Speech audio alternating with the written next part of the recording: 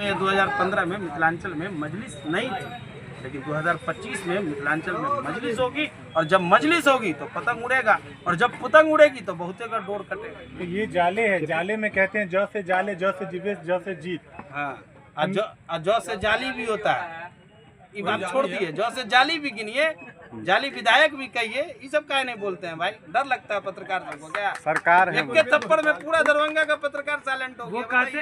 वो कहते हैं कि हम सरकार है, और ये कैसी सरकार है जो लात घुसे। अरे भाई, कैसा कैसा बड़का सरकार और छोटका सरकार ठुसा गया जेल में, ये कौन सरकार है? ये सब बात काहे बोलते भाई? एक विधायक है, विधायक की अपनी एक सीमित पावर है, उस पावर का नाजायज इस्तेमाल करेंगे तो समय आएगी, जनता बता देगी। जिस जौ से जीवेश और जौ से जाले होता है, उसी जौ से जनता होता है, और वो जनता समय आने पर उसको सिखा देगी। आप कहते हैं समझ रहे ना? जौ से जाओ भी होता है, इसमें तो जाले की जनता बोलेगी जाओ, जौ से जाओ, फिर खत्म है। चले जाएगा तुम पैदल है। कितने सीट पे लड़ेंगे, कितने पे जीतेंगे जनाब? टिकट बांटने वाले हैं, फिर आप भी तो उन्हीं के दरवाजे पर जाते हैं। हम दरवाजे पर इसलिए गए थे, हम दरवाजे पर इसलिए गए थे कि कल होकर कोई नौवीं फेल कहीं पर खड़ा होकर किसी बैरिस्टर को एजेंट ना कहे। हम दरवाजे पर इसलिए गए थे कि कल होकर 18% यानी 2 करोड़ 31 लाख की आबादी को कोई गुमराह न कर सके। हम दरवाजे पर इसलिए गए थे कि जो 4 हमारे भगौड़े बिकाऊ विधायक भाग गए, उसका हिसाब जनता ले। हम दरवाजे पर इसलिए गए थे कि कल जब अपनों के बीच जनता की अदालत में जाएंगे तो जनता को ये बात पहले से मालूम हो कि गठबंधन कौन नहीं कर रहा। अच्छा सर, आखिरी सवाल की मतलब वैसी साहब की सभा में तो भीड़ उमड़ती है, लेकिन वोट में नहीं तब्दील हो पाती। अच्छा, एक बात बताइए, 2020 में 5 सीट कहाँ से आई? ईवीएम घोटाला हो गया था कि ईवीएम हैक हो गया था, जनता ने वोट किया ना।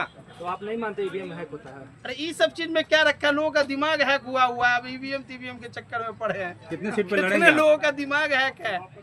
आप कितने सीट? अरे भाई, जहाँ पर मुसलमानों की 70% आबादी है, वहाँ पे भाजपा अगर जीत जाती है तो लोगों का दिमाग है ना हैक है। कैमरा नहीं भाई, ये सब चक्कर में मत पड़िए, सीधा सीधा बनिए। जनता मिजाज बना रही है मिथिलांचल में।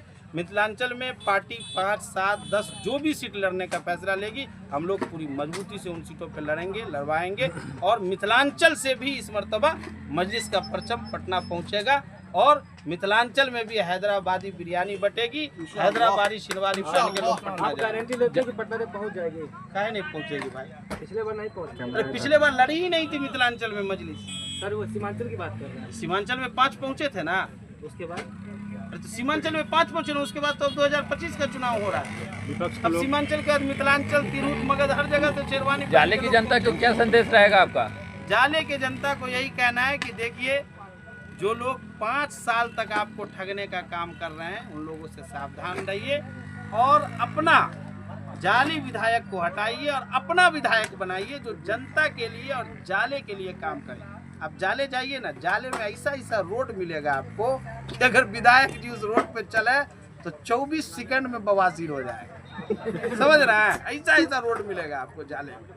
हम लोग तो समझते थे कि मधुबनी सबसे घटिया है रोड के मामले में, और रोज समीर महासेठ को निकम्मा कहते थे। यहाँ आने के बाद लगा कि नहीं, 1% तो इससे ठीक है ना। लोग कहते हैं हैदराबाद की पार्टी है, यहाँ आके लड़ रही है। अच्छा, एक बात बताइए, पार्टी हैदराबाद की है, राहुल गांधी कहाँ के? राहुल गांधी कहाँ के? जाले के हैं, तो नहीं लड़ेगी उसकी पार्टी यहाँ। राष्ट्रीय पार्टी है। कौन सी है? मजलिस क्या है? मजलिस के कार्यकर्ता जितने हैं, मेरा चैलेंज है कि राहुल गांधी अकेले, कांग्रेस अकेले चुनाव लड़े बिहार में, और मजलिस अकेले चुनाव लड़े। हम आप लोग सबके सामने चैलेंज कर रहे हैं कि 1 सीट, कम से कम 1 सीट तो जरूर मजलिस को ज्यादा आएगी। सर जी बोलिएगा। अस्सलाम वालेकुम रहमतुल्लाहि व बरकातुहू। ये देखे थे कि अभी जो स्पीच दे रहे थे, ये हमारे फैसल रहमानी साहब थे जो जाले सीट से लड़ रहे हैं। जितने जाले सीट से गांव से जो जाले से रखते हैं, सब मिलजुल के आप लोग इकट्ठा पतंग पे वोट दीजिएगा और फैसल रहमान को विजय बनाइएगा।